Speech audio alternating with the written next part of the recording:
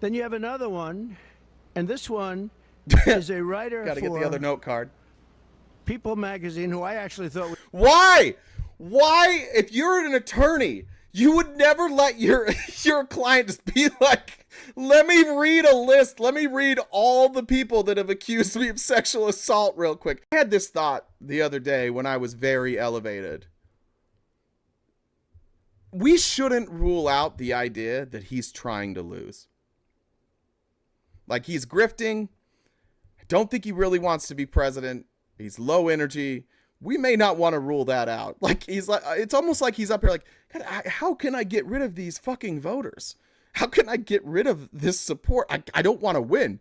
What other possible explanation would you have for going in and standing before the press and be like, let me tell you about all these people who accused me of sexual assault, weirdly in the same way that I bragged about? It was very nice.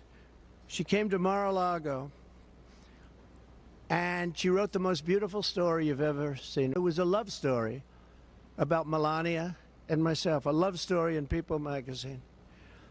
And that was it. It was a...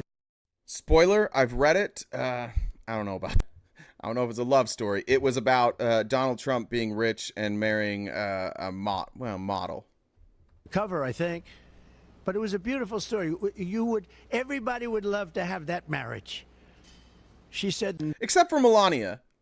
Melania doesn't seem to want to have that marriage. Everybody but Melania apparently wants that marriage because she wants nothing to do with that marriage. Nicest things about me, about Melania. You have the story. I mean, you can read the story.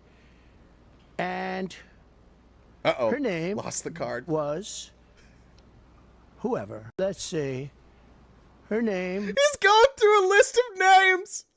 There's so many names. He can't remember who he's talking about right now. He's been accused so many times, he can't remember who he's talking about. Was who? Who was it?